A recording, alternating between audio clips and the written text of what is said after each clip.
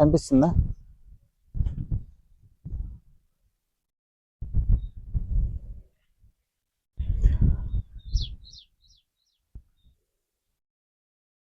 ఈ సైజ్ అయితేనే కాయ అనేది రైతుకు దిగుబడి రావడానికి అవకాశం ఉంటుంది.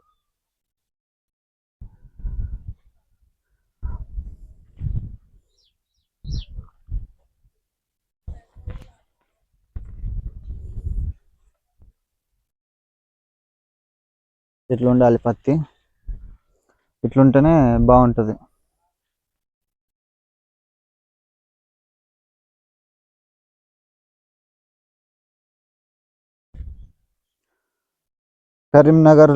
కరీంనగర్ కానీ పెద్దపల్లి కానీ లోకల్ వాళ్ళు అయితే 1 వీక్ ఒకసారి మీ పత్తి దగ్గరికి వచ్చి విజిట్ చేసి చూసి వెళ్తాము.